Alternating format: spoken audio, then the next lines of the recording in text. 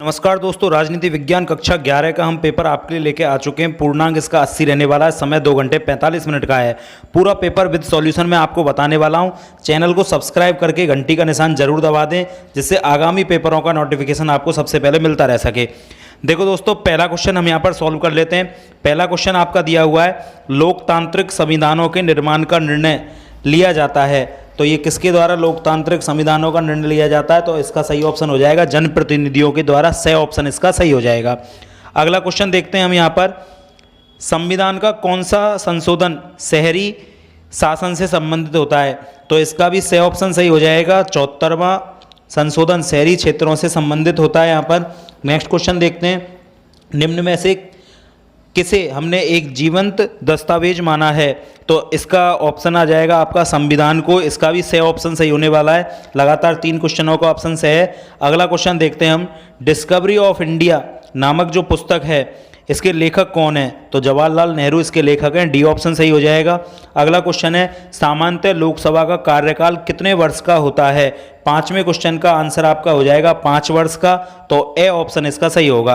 अगला क्वेश्चन यहाँ पर दे रखा है आपका 6वां, हमें वोट देने का अधिकार प्राप्त है, यह किस प्रकार का अधिकार होता है? तो 6वें क्वेश्चन का आंसर हो जाएगा, यह राजनीतिक अधिकार के अंतर्गत आता है। ए ऑप्शन इसका सही होगा।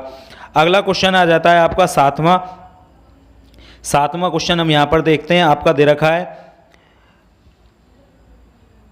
अगला क्वेश्चन है आपका दोस्तों, धर्मनिरपेक्षता विरोध करती है। तो धर्मनिरपेक्षता किसका विरोध करती है? स्वतंत्रता का, समानता का, धार्मिक वर्चस्व का, राज्य सत्ता का। तो धर्मनिरपेक्षता यहाँ पर धार्मिक वर्चस्व का विरोध करती है। सही ऑप्शन इसका सही हो जाएगा। तो दोस्तों ये 8वां आपका क्वेश्चन है। इसमें 7वां क्वेश्चन और रह गया है, वो मैं आपको और बता देता हूँ। तो 7वां क्वेश्चन यहाँ पर दिया हुआ है आपका, राजनीतिक सिद्धांत के अंतर्गत विवेचित किया जाता है राजनीतिक विचारधारा को, राजनीतिक संकल्पनाओं को, राजनीतिक समस्याओं को, उपर्युक्त सभी। तो डी ऑप्शन इसका सही हो जाएगा। और ऊपर वाले क्वेश्चन का हमें वोट देने का अधिकार है, इसका ए ऑप्शन सही होगा, राजनीतिक अधिकार। अब नेक्स्ट हम रिक्त स्थान वाले क्वेश्चनों की ओर चलते हैं। तो रिक्त स्थानों की पूर्ति हमें यहाँ पर करनी है। ये क्वेश्चन हम सॉल्व कर लेते हैं। हमारी संसद का स्थायी सदन है, तो हमारी संसद का स्थायी सदन कौन सा होता है? राज्यसभा। यहाँ पर आप फिल कर दोगे राज्यसभा। अगला क्वेश्चन है, खाली स्थान अधिकार को मौलिक अधिकारों की सूची से हटा दिया गया है।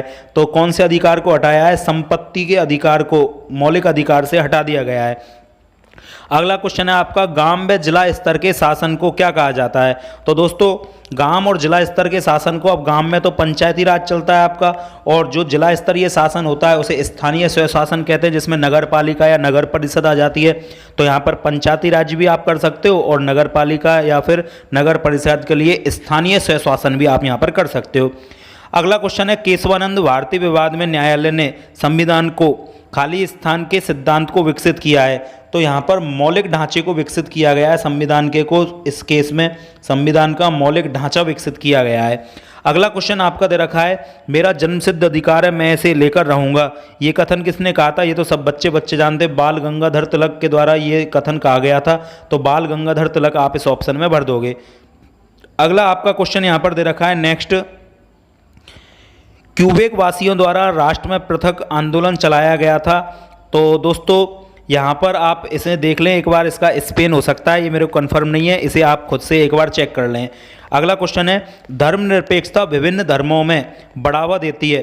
तो धर्मनिरपेक्षता किसको बढ़ावा देती है? 7वें क्वेश्चन का, सामंजस्य को बढ़ावा देती है, समन्वय को बढ़ावा देती है, सद्भाव को बढ़ावा देती है। तो इनको आप लिख सकते हो, कोई सा भी एक ऑप्शन लिख दें, आपका सही हो जाएगा। अगला क्वेश्चन आपका दे रखा है, खाली स्थान में उन अधिकारों का उल्लेख रहता है जो बुनियादी महत्व के माने जाते हैं।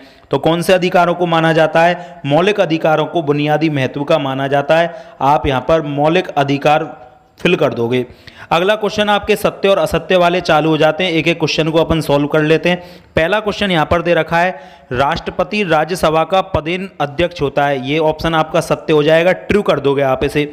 अगला क्वेश्चन है, धर्मनिरपेक्षता में राज्य को सदैव धर्म से दूर रहना चाहिए। दोस्तों पहला क्वेश्चन राष्ट्रपति राज्यसभा का पदेन अध्यक्ष होता है, ये गलत है, पहला ऑप्शन आपका गलत भरोगे आप। दूसरा क्वेश्चन आप देखते हैं धर्मनिरपेक्षता में राज्य को सदैव धर्म से दूर रहना चाहिए, ये आपका सही हो जाएगा। अगला क्वेश्चन आपका दे रखा है समानता की प्राप्ति के लिए जरूरी है सभी विशेष अधिकारों का अंत कर दिया जाए, ये ऑप्शन भी आप ऊपर ऊपर से देखोगे तो सत्य ही होगा, लेकिन बहुत ज़्यादा डीप जाओगे तो इसे गलत किया जा सकता है, लेकिन आप सरफेस से देखोगे तो ये सही हो जाएगा। अगला क्वेश्चन है श्रीलंका में तमिलों द्वारा पृथकवादी आंदोलन चलाया जा रहा है, तो लिट्टे वो ये है जो श्रीलंका में चलाया जा रहा है, ये भी आपका ट्रू हो जाएगा, सत्य हो जाएगा। अगला क्वेश्चन है आपका न्यायपालिका सरकार का एक महत्वपूर्ण अंग होती है, यह भी आपका सत्य कथन है, ट्रू हो जाएगा। अगला क्वेश्चन है हर पंचायती निकाय की अवधि 3 वर्ष की होती है, यह आपका गलत हो जाएगा क्योंकि 5 वर्ष की अवधि होती है इसकी।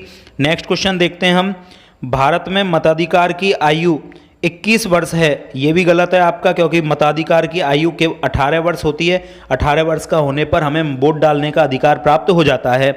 अगला क्वेश्चन देखते हैं आतंकवाद विश्व शांति के मार्ग में आने वाली एक प्रमुख बाधा है, तो ये बात सही है क्योंकि आतंकवाद बहुत ज़्यादा बाधा उत्पन्न करती है जो कि शांति के मार्ग में आती है।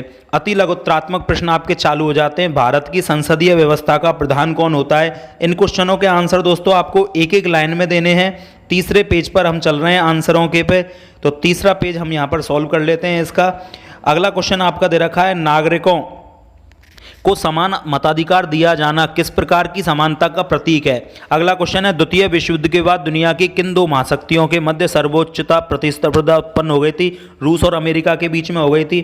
कठोर संविधान का क्या आशय होता है, विभिन्न राष्ट्र अपनी गृहभूमि के को क्या नाम देते हैं, धर्मनिरपेक्षता धर्म में किन वर्चस्वों का विरोध करती है। अगला क्वेश्चन है पंडित जवाहरलाल नेहरू की धर्मनिरपेक्षता का स्वरूप कैसा था, सरकार का कौन सा अंग संविधान की व्याख्या व सुरक्षा करता है। इसके बाद दोस्तों आपके अति लघुत्रात्मक के बाद लघुत्रात्मक प्रश्न चालू हो जाते हैं, जैसे संसद की किन्हीं 2 कार्यों के नाम लिखिए, न्यायिक पुनरावलोकन से आप क्या समझते हैं, स्वतंत्रता की नकारात्मक व सकारात्मक अवधारणा में 2 अंतर लिखिए। इनके क्वेश्चन आपको 40 से 50 शब्दों में देने हैं। सम्मिलित करना है आपको अमेरिका के संविधान को, कनाडा के संविधान को, आयरलैंड का संविधान, फ्रांस का संविधान, इनसे हमारे ये नीति निर्देशक तत्व आयरलैंड से लिए गए हैं आपके, तो इनको आपको सम्मिलित करना है कौन सा कहाँ से लिया गया है। मौलिक अधिकार क्या होते हैं, भारतीय संविधान में दिए गए मौलिक अधिकारों के नाम लिखिए। समानता क्या है, समानता के प्रमुख आयाम कौन से होते हैं, तो एक एक क्वेश्चन को आप यहाँ पर ध्यान से देख लें। सभी क्वेश्चनों को हम अपनी स्क्रीन पर आपके लिए दिखा रहे हैं और लास्ट चौथे पेज पर हम आ जाते हैं। धर्मनिरपेक्षता भारतीय मॉडल की विशेषताएं लिखी हैं, 15वां 16वां क्वेश्चन दीर्घ उत्तर वाले क्वेश्चन हैं जिनके आंसर आपको थोड़े बड़े शब्दों में लिखने, 17वां 18वां 19 20, इसके बाद 21 22 23 सभी क्वेश्चनों को आप ध्यान से देख लें। तो ये क्वेश्चन आपके पूरा पेपर यहाँ पर हो जाता है। अब दोस्तों इसके बाद आप चैनल पेपर को यदि PDF फाइल चाहते हो तो Telegram channel education by Mohit sir को आप ज्वाइन कर लें, वहाँ से आपको इस पेपर की PDF फाइल मिल जाएगी।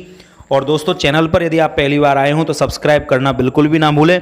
मिलते हैं नए पेपर के साथ नई वीडियो में। जय हिंद।